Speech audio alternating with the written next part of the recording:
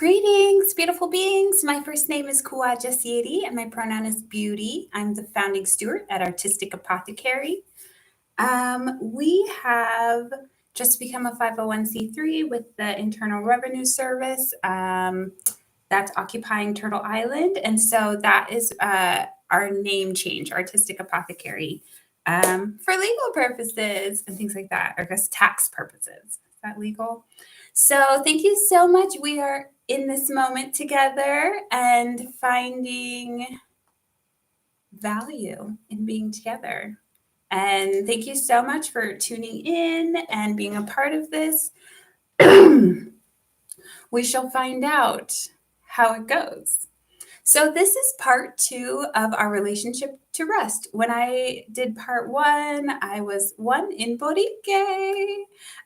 Just much love to Borique and the Taino people and my own Cubano people who are of the Taino nation.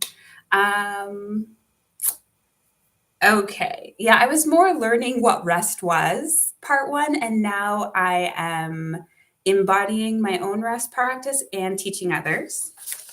I made this zine, Rest as Reparations, and it outlines rest practice, or the rest practice that I've created for myself.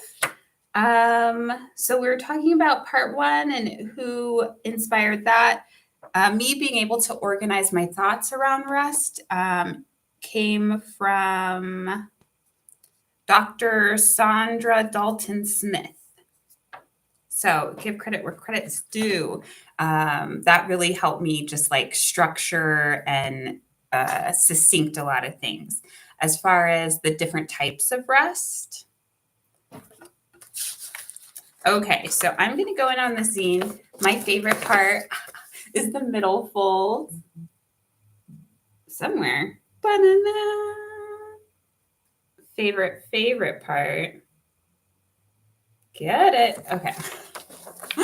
Art show. I was just chatting with a comrade today and they were like, aren't you having an art show? I'm like, maybe I am.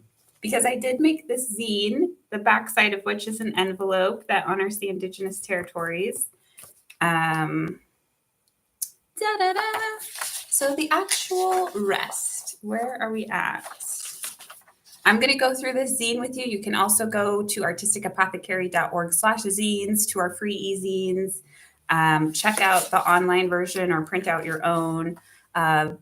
Brown Recluse Zine Distro sells our zines, and we get 100% of those sales. They're so sweet. We love working with them. So please buy our zines there. And then locally, whenever we're having an event, buy some zines there. Our upcoming Indigenous Solidarity fundraiser and donation drive, you can buy zines. And our upcoming community baby shower, buy zines.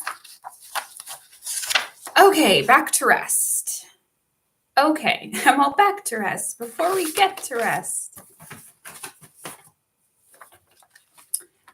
just for a definition in this space, I'd say rest is a hard choice. For me, it was a hard choice. I had to want it. I had to go on the journey. I had to create the routine, create the embodiment, breaking those cycles placed on us by captors, enslavers, colonizers, capitalists, sexist, racist, and able-bodied folks. And knowing rest, becoming aware, rest is for everyone. Everyone.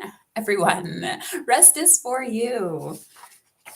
You know, I'm like, where can I put this script? I guess I don't want to read it to you verbatim. We're going to have to figure this out.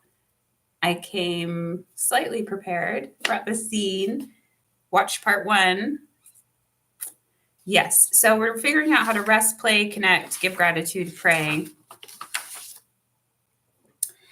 So we did some stuff in part 1, so you can review that, the 5 aspects of thriving.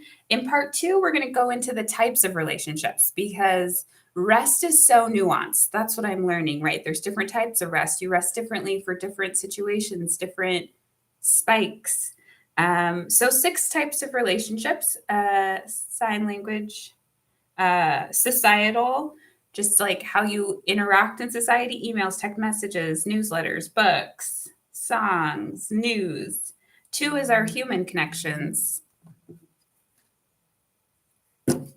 My alarm, get on your call.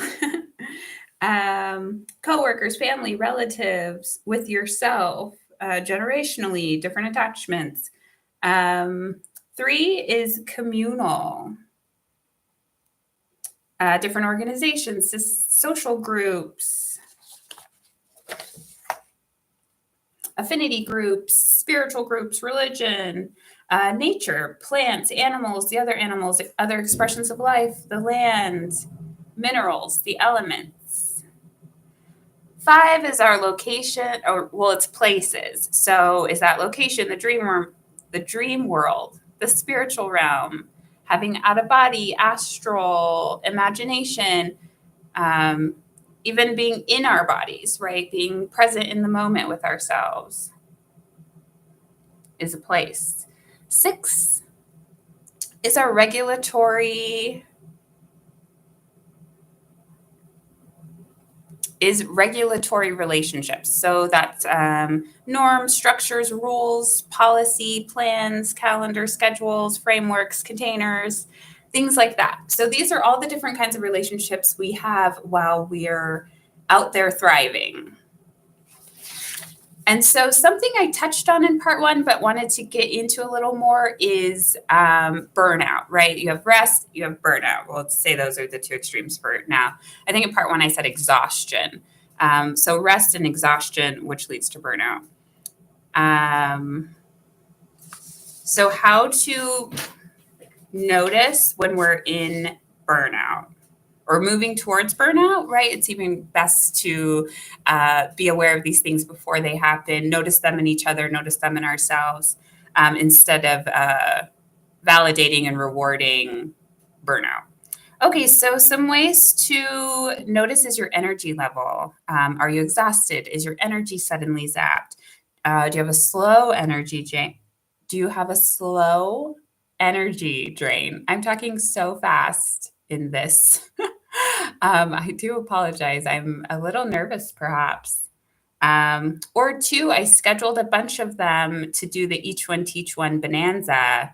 And the last one was 7 minutes, just wanting to keep them short and mini tutorialed.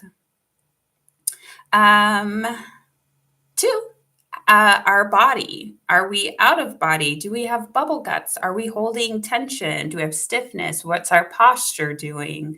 Do we have ailments, illnesses, emotions? Are we frustrated? Are we angry? Are we holding it in? Is it blocked? 4 is our routines. Are you losing your routines, such as spiritual, social, hygiene, money-making, intimacy, or hobby routines? 5 is self-expression. Do you lack it? Are you having trouble saying yes or no? Are you having trouble expressing your desires? Are you lacking self-praise, self-balance, self-groundedness?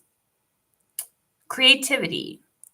Are you less playful? Are you less imaginative? Are you unable to imagine a future within this relationship? Do you have any blockages, or are you losing your creativity? 7 is determination. You have less excitement in the task, in the hangout. You frequently cancel at the last moment.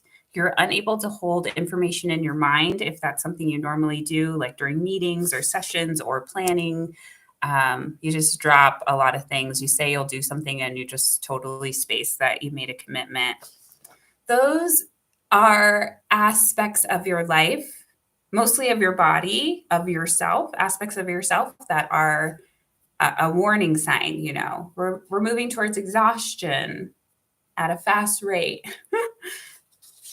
So then we go into the 7 types of rest. So how do you remedy this exhaustion you're feeling? So hopefully we're getting our boundaries more firm and advocating for ourselves so that we seldom go so far towards exhaustion, especially unconsciously or against our will. So the first type of rest is sensory. So we do 8 senses: the hear, the touch, the smell, the taste. Did I say see? Oh, I was saying touch. Touching while pointing to my eye. How we emote. I was talking about our emotions, our energetics, and our spirituality. So we're working with those 8 senses.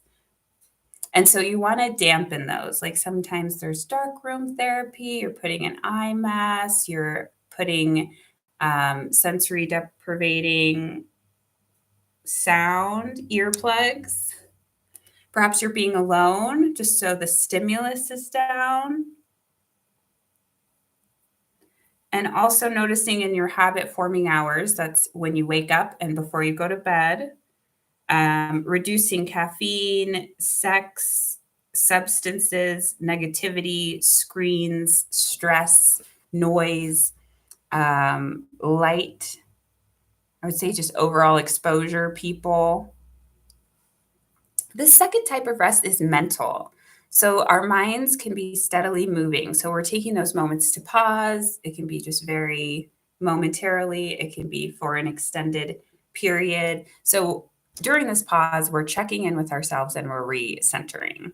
Maybe you're like, how are these emotions? What am I doing? Maybe you have your affirmations. Just taking that moment to check in. Where is the pain? Where's the discomfort? Where can also be love and joy and things like that. Where are they? So third is social. So this is our contact and engagement with others, energy exchanges, social contracts, both conscious and subconscious or unconscious. To socially rest, assess how you feel in the relationship and what you want out of it.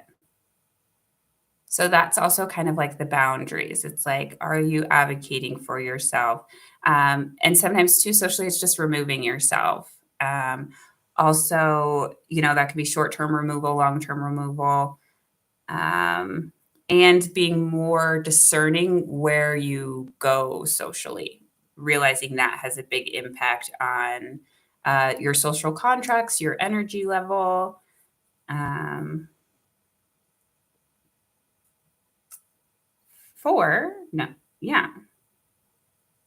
Is emotional. So that's kind of what I was going into with the social into the emotional, is making those boundaries, realizing if they're porous or rigid, noticing how other people react when you are resting and getting, reducing your labor and taking care of yourself. 5 is spiritual, the connection to this, the spirit world is most potent before the sun rises and during the winter. These are great moments to meditate, build altars, kind of quiet yourself to get your intuition, make herbal medicine, do your magic, be in nature. All of these replenish your spiritual self, communing with your ancestries. And these activities aid in feelings of belonging, love, acceptance, and purpose. 6 is creative rest. So this is problem solving, art, designing solutions, nature outings, wall adornments. Da-na-na. They're over here. I always get so confused. I'm like pointing on the screen. That's my room. Cleaning, that's a big one for me.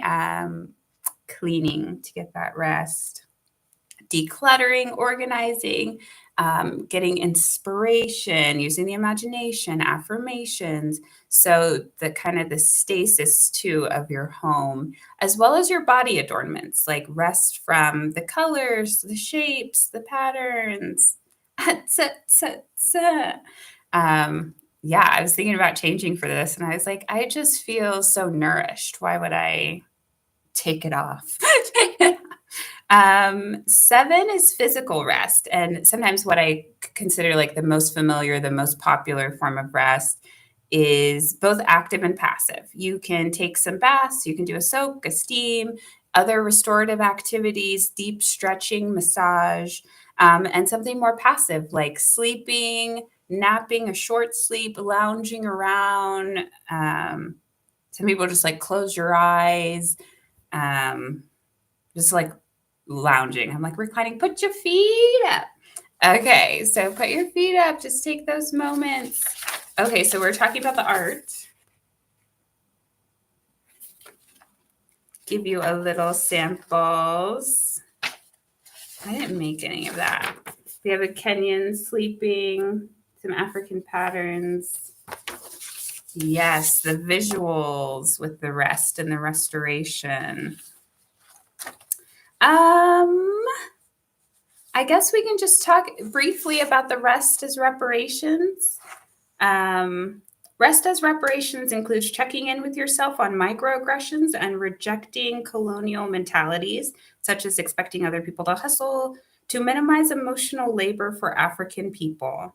Rest is a soft solution that creates space for African families who have been impacted by chattel slavery to access the necessary joys in life: spontaneity, playfulness, deeper exploration of self, hobbies, aspirations, reflection, imagination, and yes, rest.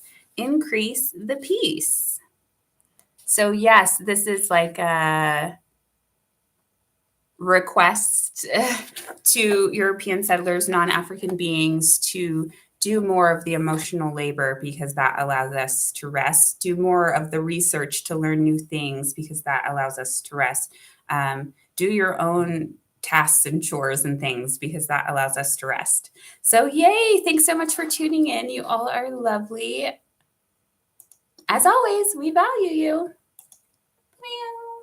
I know. You got it. You got it.